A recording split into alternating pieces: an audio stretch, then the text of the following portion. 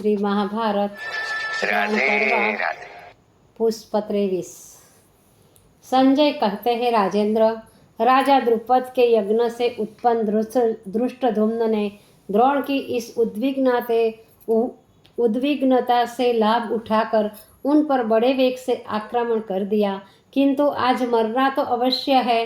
ऐसा सोचकर आचार्य द्रोण ने अपनी सारी शक्ति लगाकर धृष्टद्युम्न का सामना किया।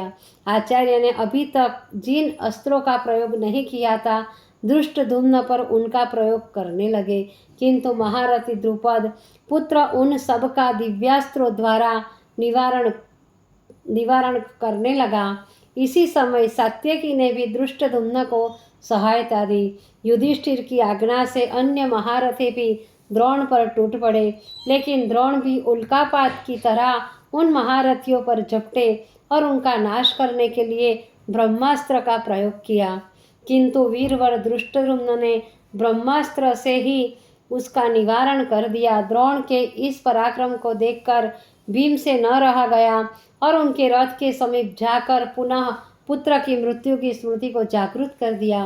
भीम की बात सुनते ही द्रोण ने अपना धनुष रथ में डाल दिया और उन्होंने कर्णा आदि को सजग करते हुए कहा, कौरवों, अब हम अस्त्रों शस्त्रों का त्याग करते हैं, अब अपना काम स्वयं संभालो।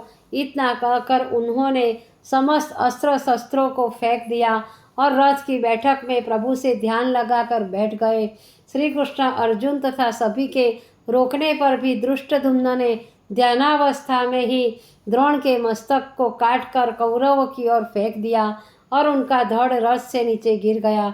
धृष्टद्युम्न और भीम प्रसन्नता के मारे नाचने लगे और हर्षोत्साह से सिंहनाद करने लगे। भीम ने कहा, द्रुपद नंदन, कर्ण और दुर्योधन की मृत्यु के पश्चात भी तुम्हें एक बार और गले लगाऊंगा। नित्य प्रति की भांति रात्रि के समय संजय धृतराष्ट्र के पास गए और बड़े दुखी होकर आचार्य के वध का समाचार सुनाया।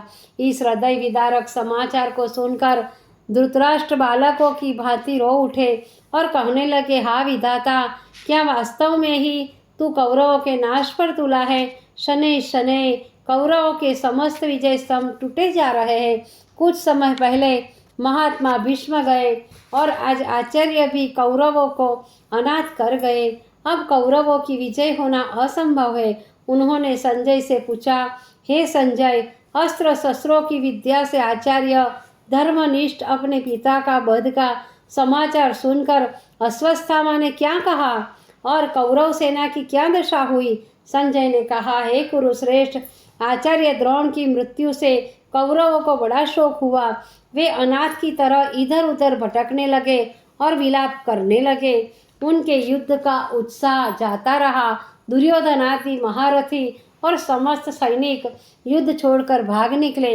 इस प्रकार सेना को भागती हुई देखकर अश्वत्थामा ने दुर्योधन के पास जाकर पूछा, राजन, आप इतने उदास क्यों हैं?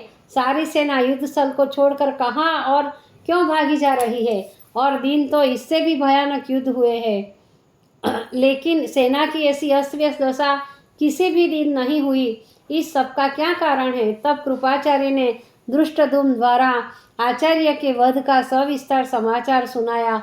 यह सुनकर एक बार तो अश्वत्थामा रो पड़े, किंतु थोड़ी देर बाद क्रोध के मारे उनके नस फूट भड़कने लगे, भ्रुकुटी तन गई और हाथ धनुष पर जा पहुंचा और बोले, दुरात्मा धृष्टद्युम्न ने पिता द्रोण का वध करके जो यह पाप किया है, इसका भयंकर परिणाम उसे शीघ्र ही भुगतना पड़ेगा। पाखंडी युधिष्ठिर ने झूठ बोलकर अन्याय और छल से मेरे पिता के हथियार रखवा दिए। मेरे बाण उस धर्मराज कहलाने वाले युधिष्ठिर का रक्तपान करेंगे।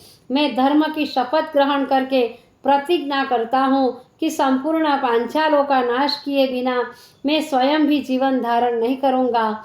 हर संभव उपायों द्वारा धृष्टद्युम्न का वध अवश्य करूँगा।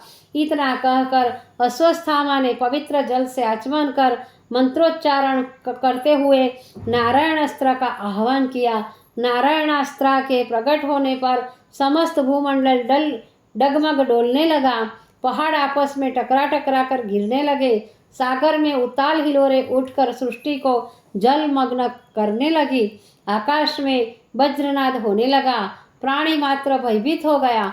उस समय युधिष्ठिर ने अर्जुन से इस हलचल का कारण पूछा तो उन्होंने कहा, धर्मराज असत्य बोलकर गुरु द्रोण और ब्राह्मण का इस क्षण भंगुर राज्य के लिए वध कर दिया। वही निष्कृष्ट पाप भयानक कर रूप धारण किए पांडवों की मृत्यु का रूप धारण किए चला आ रहा है। उस समय अर्जुन ने और भी कटोक्तियों द्वारा धर्मराज को बुरा भला कहा, लेकिन भीम ने अर्जुन का प्रतिवाद किया। यहाँ तक कि आचार्य के वध की समस्या को लेकर पांडवों में दो पक्ष हो गए और बहुत समय तक इस पर वाद विवाद हुआ। धृष्टद्युम्न और सात्यकी तो आपस में मरने मारने को तैयार हो गए, लेकिन श्री कृष्ण ने नीतिपूर्ण वाक्यों से सबको संतोष प्रदान किया।